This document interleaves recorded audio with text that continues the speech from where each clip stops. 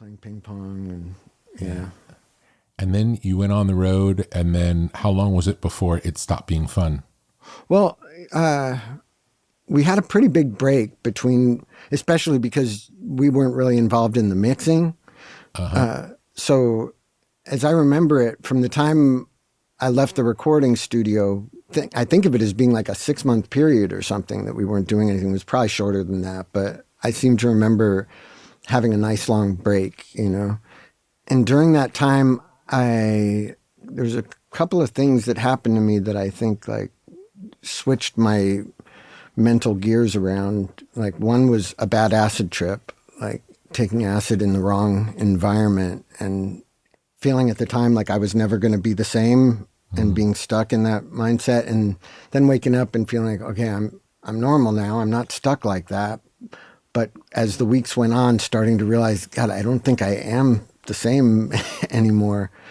And also started, I won't get into too much into the drug thing, but they did seem like pivotal things that took place that started occasionally using heroin around the same time. And gradually, and you know, as I had already been smoking pot all day long, but it was having a very positive effect, you know, up till then.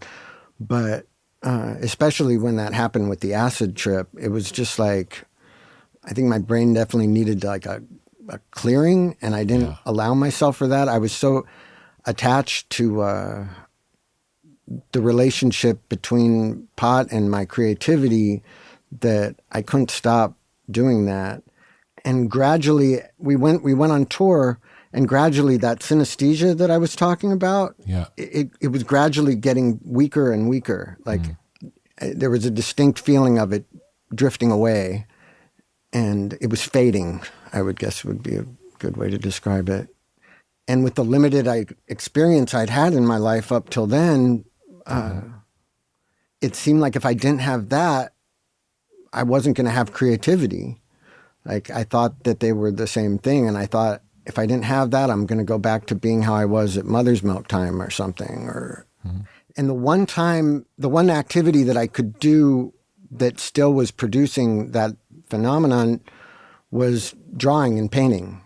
And I guess that had a lot to do with the fact that there was no purpose to it. I wasn't doing it for an audience. I wasn't doing it to be good. I wasn't doing it to impress anybody.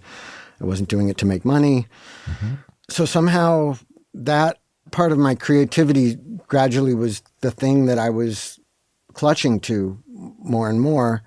And music itself was starting to seem more and more meaningless. And I was having a lot of strange experiences where like I couldn't find any CDs or records on the shelves that I wanted to hear. Everyone had some sort of bad connotation to me.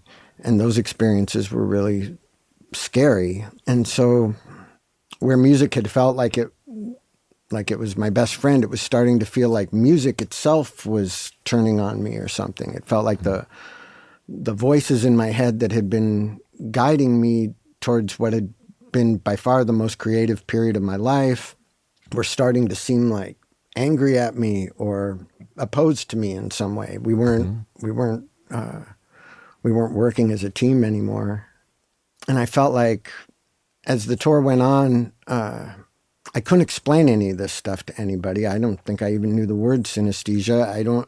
I just knew it felt like my creativity was disappearing. Yeah. And the painting and the drawing and the drugs as well were with my sense if those feelings that I was having in me were what creativity was, those seemed like the way to hold on to it was to take drugs as much as I wanted and to paint and draw as much as possible.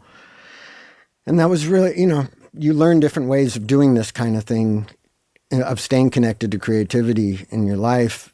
But at that time, you know, I was 22 years old. It seemed to me that you just followed whatever those feelings that you have inside you are. You stay connected to whatever gives you that feeling.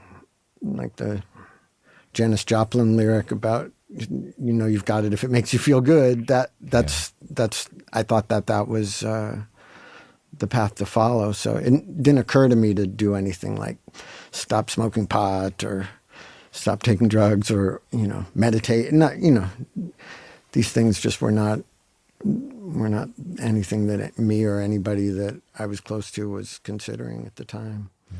Did you even meditate back then?